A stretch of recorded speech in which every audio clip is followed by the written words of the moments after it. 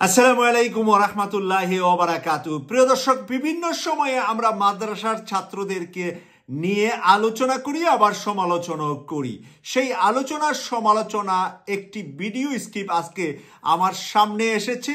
এই ভিডিওটিতে কথা বলেছেন ডাক্তার পিনাকি ভট্টাচার্য, কথা বলেছেন সাংবাদিক ইলিয়াস হোসেন এবং কথা বলেছেন আমাদের বাংলাদেশের বর্তমান সময়ে ২৪-এর গণ আন্দোলনের আগ থেকে যেই প্রফেসর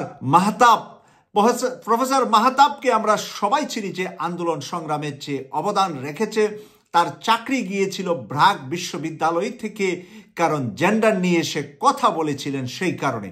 প্রিয় দর্শক, আজকের একটি পুরাতন ভিডিওর স্ক্রিপ আমার সামনে আসছে এবং তারা তিনজন মিলে মাদ্রাসার ছাত্রের অবদান কি ছিল ২৪-এর আন্দোলনে সেই বিষয় নিয়ে আলোচনা করেছেন এবং যাত্রাবাড়িতে বিজয়ের পিছনে নাকি মাদ্রাসার ছাত্রদেরই অবদান ছিল বেশি, তারা আলোচনা করেছেন।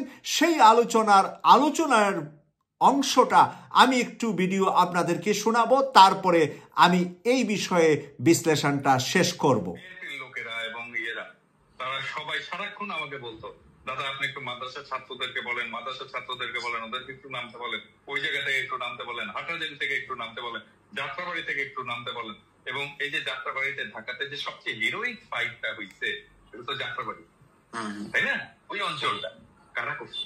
মাদ্রাসার ছাত্ররা করছে। ওই ফাইটটা মাদ্রাসার ছাত্ররা করছে, মূলত মাদ্রাসার ছাত্র। এবং যখন রক্ত দেওয়ার দরকার পড়বে, যখন প্রতিরোধের দরকার পড়বে, যখন বীরত্বের সাথে ফাইট করার দরকার পড়বে, তখন মাদ্রাসার ছাত্র বলতে বলতে একেবারে মুখে ফেনা তুলে ফেলবে। আর যখন মাদ্রাসার ছাত্ররা এই কাজটা করে ফেলবে, তখন ওরে বাবা, বাংলাদেশ মৌলবাদী দেশ হয়ে গেল, বাংলাদেশ ইসলামপন্থী দেশ হয়ে গেল। এই মাদ্রাসার ছাত্র সব দখল করে নিল, এই মাদ্রাসার লোকেরা এসে পেশাব করলো ঢাকা ইউনিভার্সিটিতে, এসে ঢাকা ইউনিভার্সিটির পরিবেশ নষ্ট করে ফেললো, এই করলো সেই করলো, এই জমায়েত করলো। মানে চিন্তা করছে এদের মানসিকতা, চিন্তা। আপনার মাঝখানে একটা পোস্টের কথা মনে আছে দাদা, ওই যে প্রথম আলো, আমি খেয়াল করিনি, এটা আপনার পোস্ট দেখে তারপরে খেয়াল করলাম, তারা ওইটাকে স্পন্সর করছে, আপনার বুশ করছে যে জাহাঙ্গীরনগর বিশ্ববিদ্যালয়ে ছাত্র শিবিরের বিরুদ্ধে বামপন্থীদের 2.5 জন লোক হ্যাঁ মিছিল করছে। এটা প্রথম আলো আবার স্পন্সর করছে, এটা বুশ করে তারপরে মানুষকে জানাচ্ছে বামপন্থীদের সেই মিছিলের কথা। তো ছাত্র শিবির তো কিভাবে চলে সেটা তো ছাত্র শিবির সেই তাদের দক্ষতা দেখিয়ে দিয়েছে। ছাত্র শিবির ওই যে বাম দলের যে মিছিল ছিল, ওই মিছিলের মধ্যে যে 12 জনের মধ্যে 6 জন শিবির করে না, এটা কে জানে।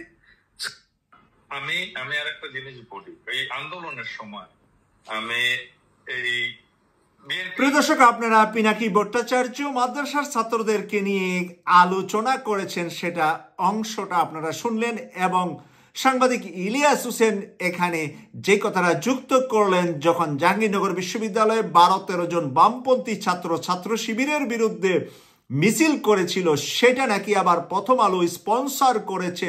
ওই 12-13 জনের বক্তব্য যাতে করে সোশ্যাল মিডিয়ায় বেশি বেশি ভাইরাল হয়, সেজন্য বুস্ট করার জন্য টাকা দিয়েছে প্রথম আলো। এই আলোচনাটা বর্তমান সময়ে পুরাতন আলোচনা হলেও সময় উপযোগী আমি মনে করছি। যারা বিভ্রান্ত সৃষ্টি করছে যে মাদ্রাসার ছাত্রদের কোনো অবদান ছিল না এবারের সংগ্রামে আন্দোলনে, তাদেরকে স্মরণ করিয়ে দেওয়ার জন্য আমরা বুস্ট করব না, আমরা পোস্ট করব। আমরা বুস্টের পরিবর্তে কি করব? পোস্ট করব।